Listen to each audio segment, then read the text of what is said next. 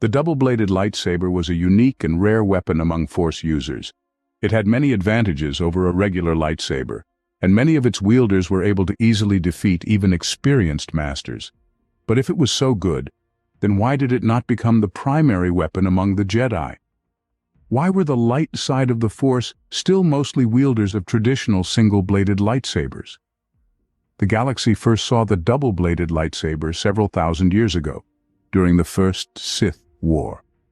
Its wielder and creator was the fallen Jedi Exar Kun, who fell under the influence of the dark side of the Force, and the spirits of long-dead Sith lords.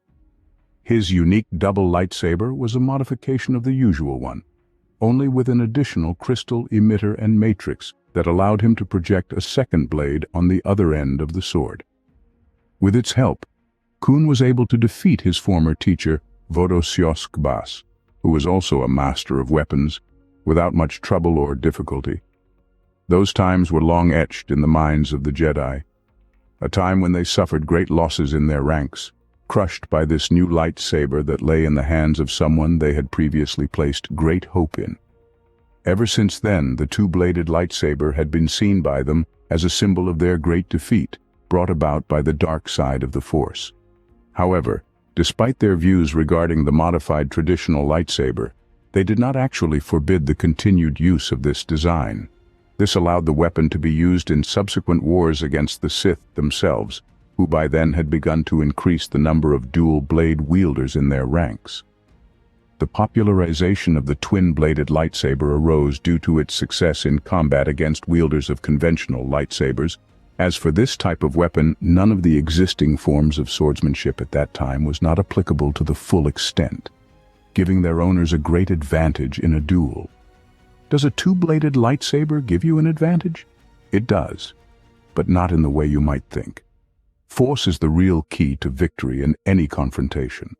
Someone who is thorough in their lightsaber combat training can take down an opponent who has an advantage in force. The Force allows you to anticipate your opponent's actions and parry them with your own. But the more options available to an enemy, the harder it is to predict which one he will choose. This weapon seems strange, unfamiliar to the enemy. He doesn't quite understand what it can do and what it can't. In combat, the enemy's mind tries to track each blade separately, effectively doubling the imaginary number of possibilities without perceiving the fact that the blades are linked together. In actual use, a dual-bladed lightsaber is more limited than a traditional lightsaber. It can do more damage, but it will be less accurate.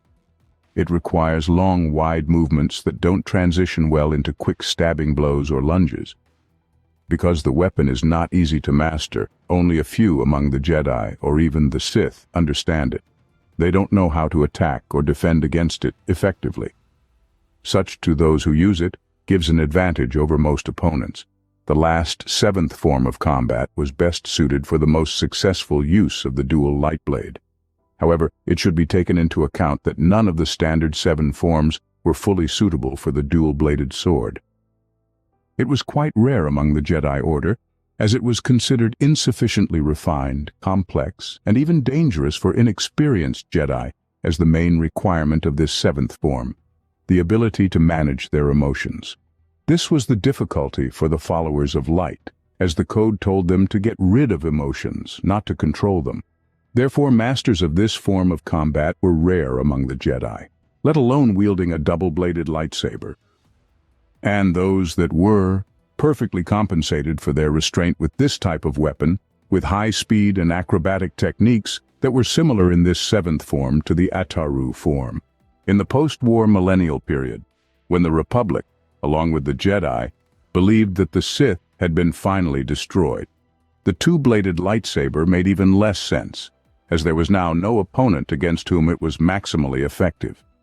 There was no longer a need to strike their opponents with these exotic weapons that could be used to fight multiple opponents at once, but to deflect blaster fire and cover allies standing to the side and behind them was more important than ever, which was what their universal standard lightsaber had to deal with.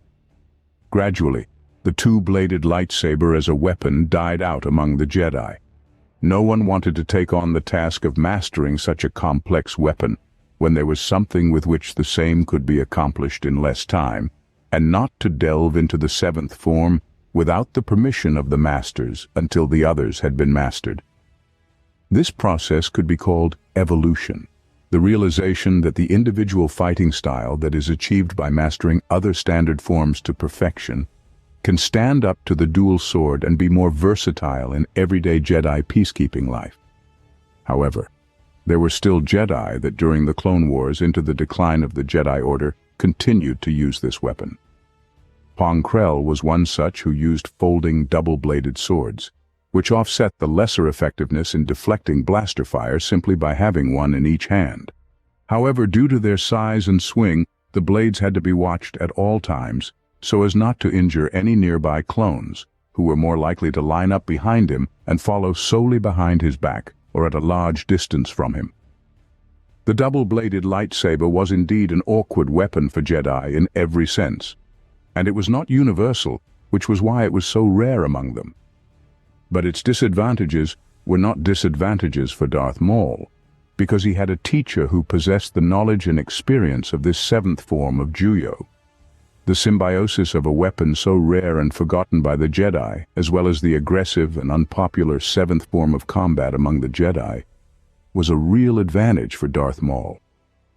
Not only could he stand up to two Jedi, but he could defeat one of them the strongest. Yes, Qui-Gon was indeed considered one of the best swordsmen of his years, being a master of the fourth form of Ataru, but that did not keep him safe from such an unpredictable opponent. The double-bladed lightsaber had a number of both impressive advantages and disadvantages. On the one hand, it gave its owner a great advantage in case the opponent was not familiar with this type of weapon, as well as failed to adapt to the individual form of combat. On the other hand, such a lightsaber was more restrictive to its wielder than a traditional lightsaber.